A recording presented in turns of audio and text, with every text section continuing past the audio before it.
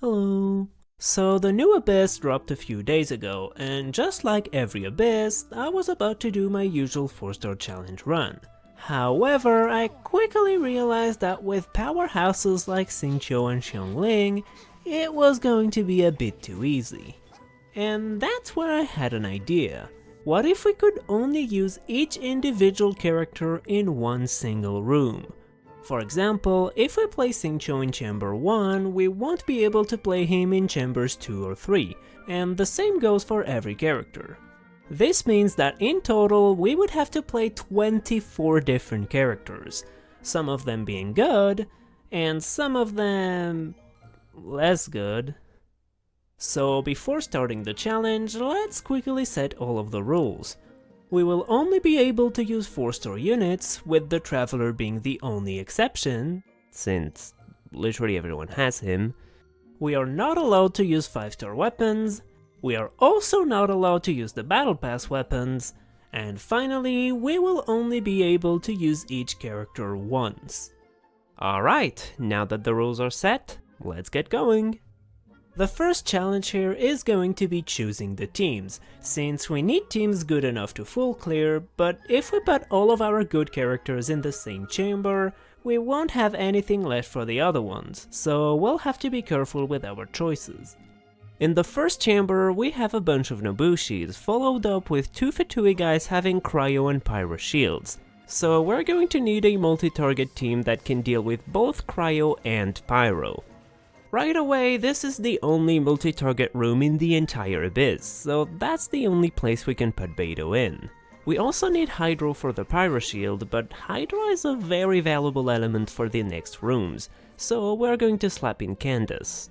And finally, instead of using Pyro characters, I decided to use a core of Haizo and Farozan so we can swirl Pyro onto the Cryo guy while still dealing great damage. We start the room by baiting the Nobushis closer to the Fatui spawn location and set up our bursts on the way.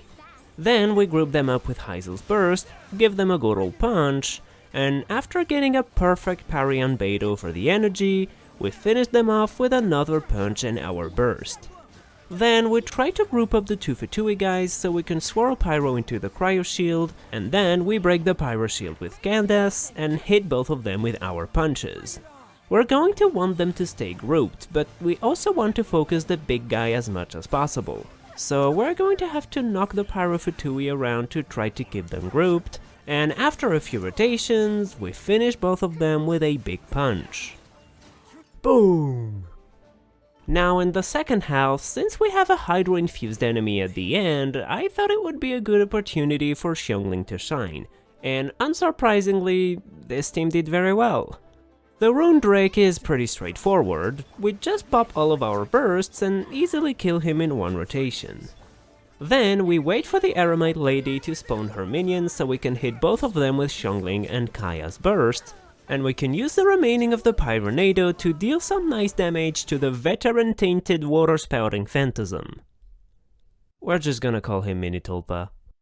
Then we initiate another rotation. Make sure to iframe the big attacks, because this guy can deal some massive damage within Bennett's burst, and after a final Pyronado, we clear the first chamber.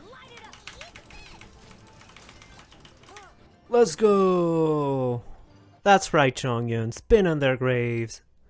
Now let's move on to the second chamber. In the first half, we have a wave of 3 big fungi, followed by the Dendro Chicken. So we want a little bit of AoE for the first wave, but still something single target focused for the chicken, and we want to avoid Dendro damage. So I decided to go with a Lisa Aggravate team, with Lynette as the Anemo unit since I want to save Sucrose for later. Since we don't have a grouper, we're going to have to manipulate the fungi's AI to group them together. Thankfully, it's not that hard, we just go to the left, block the brown guy from dashing too far, and the blue one should just follow us, allowing us to quickly dispose of them with Lisa's burst and a bit of help from Fischl and Lynette. Then the Dendro Chicken spawned, so we'll have to quickly apply Quicken and Vivi Shred to it, and after that it's just a matter of optimizing the rotation so we can keep all of the buffs active, Make sure Oz is always on the field, and use Lisa's charged E as soon as it goes off cooldown, not only for the damage but also for the energy it provides. The only thing that can go wrong here is if the Dendro chicken decides to dash away, not only making us waste a ton of time waiting for him, but on top of that he also leaves Lisa's burst, so this basically forces us to reset. But after a few attempts, we managed to get a clean run in 1 minute and 12 seconds. Nice. In the second half, we have a single Abyss guy in the way, followed by a Magu Kenki. So we're just going to use a regular Hyper Bloom team with Barbara so we can save Xingqiu for later. The first guy is not too big of a deal, we just do a full rotation, and after a few extra elemental skills, he goes down. But now we have to deal with the big guy, the Magu Kenki. We set up our bursts to deal damage as early as possible, and for about half of his health, everything goes relatively well, we just have to rotate around our units properly and deal some nice damage. However, everything changes when he does this attack. After doing this, he's going to summon a shadow, and every time he starts a new attack, there's a good chance he just dashes away to the other side of the room, which is particularly bad for our team because it would render Traveler's Burst practically useless. But thankfully, there's a way around this. Each attack the Magu Kenki can do has a bunch of requirements to trigger, and this specific attack requires the boss to get hit while the player is less than 10 meters away from him. This means that if we back off about 10 meters away every time he's about to start an attack, we can bait him into never dashing away, allowing us to consistently deal damage. So every time he ends an attack, we're quickly going to retreat, and as soon as we see him start an attack, we jump straight back in to set up all of our abilities again. The good thing here is that both Traveler's Burst and Barbara can keep damaging the boss even when retreating, so we already have a bunch of cores ready to explode when we can go back in with Cookie. And after a few close calls... No, I'm late. Please don't dash, don't dash, don't dash! Okay. We managed to clear the second chamber with just a few seconds to spare. Whew, that was close. Alright, now it's time for Chamber 3, and that's where my team template started becoming a bit more scuffed. In the first half we have the Mountain King, against which Pyro is pretty effective so we can burn these little balls. So here, my strategy was simple, making a melt carry team where I would have a bunch of cryo application and a Pyro DPS doing some big melts. And after seeing a bunch of people doing some big nukes with Ember, I wanted to try it too. So I tried to copy their setup, and... yeah. Surprisingly enough, Ember is not very good. Shocking news, I know. But after a bit of thinking, I had another idea. We could just use Yanfei instead of Ember. Yeah, never mind, getting forward melt is annoying. But then I finally turned on my brain and found the perfect candidate, Gaming. He doesn't apply pyro too fast and does some big hits, making him perfect for a melt team. So we bring him back to the Mountain King, and it's still not enough. Unfortunately, playing a hyper carry team requires the carry to be really well invested in order for it to work, and my C0 Gaming with severe energy issues as the solo pyro unit and a rather average build just wasn't going to cut it. But with the few units we have left, I really couldn't think of anything else. At this point, it was pretty obvious that if we want to defeat the Mountain King, we're going to need Xiongling. So our only solution is to go back to Chamber 1 and try to clear the second half without using Xiongling. Which means it's time to start cooking.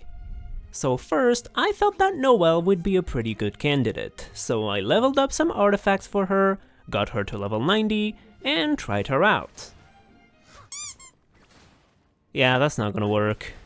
After that, I thought about using my C2 Sarah for her attack buff, so I leveled her up to 80, got her skill to level 8, and quickly realized there's a good reason why no one plays her without her C6. But after messing around with a few units, I finally found the solution. Ningguang. With the addition of Kachina and the new Cinder Scroll set, paired with Bennett's attack buff and Ningguang's short rotations, we can actually make a pretty decent team. And after testing it for a bit, I figured it had a lot of hope, so I decided to go all in on this team. I popped a bunch of fragile resin to double crown her, gave her my R5 Widsith, and realized we have to play Heizo in the first half, so I had to level up a second Widsith.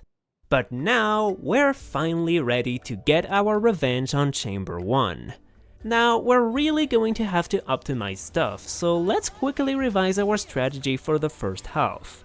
First, instead of baiting the Nobushi to the other side of the room, I found out it was just faster to start killing them right away.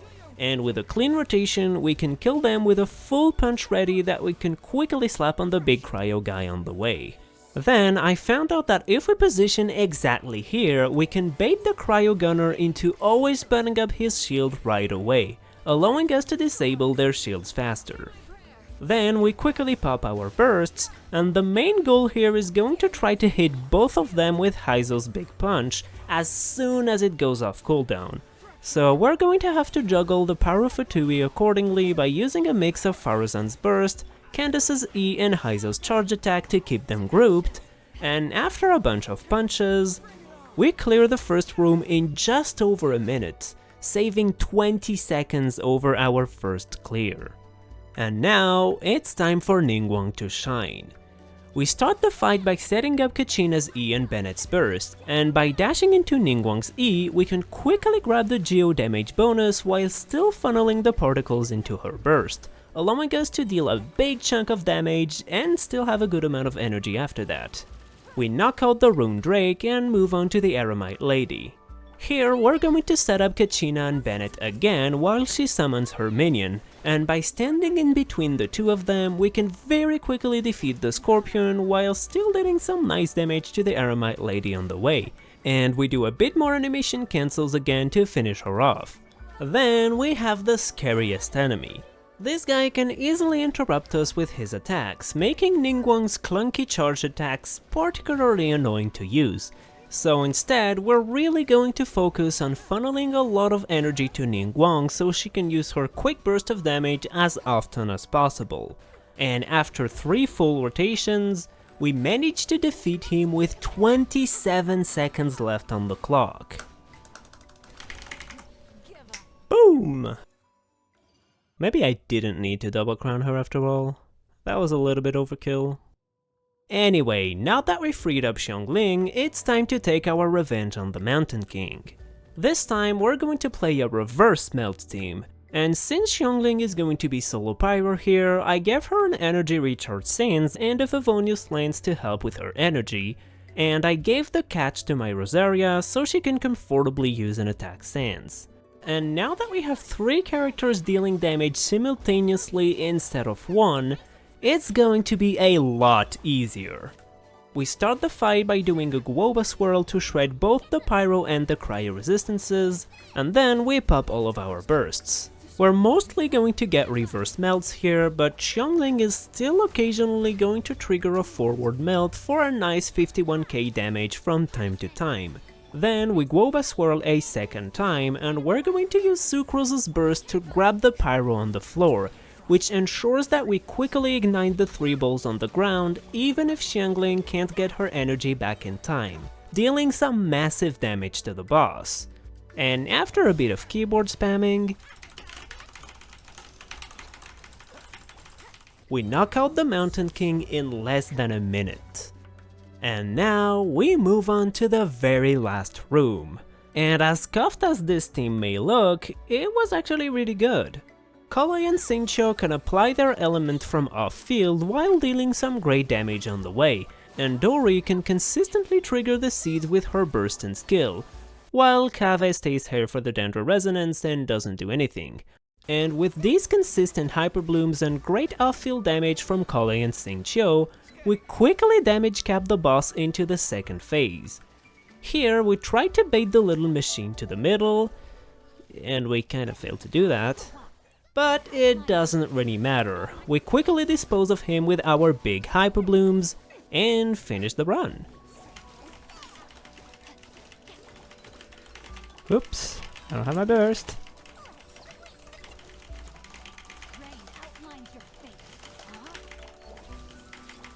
Bro, really? Come on. Alright. And that's it. We managed to 36-star the Spiral Abyss with only 4-star units and without using a single one of them twice. I hope you enjoyed this video, and while my builds are showing in the background, tell me in the comments if you want to see more Genshin Impact content on this channel. This is my first attempt at making a real Genshin video, and I have a bunch of ideas for content if you're interested in that. I'm also going to leave a link in the description to the full unedited clears if you want to check that, and I'll see you in the next video. Bye bye!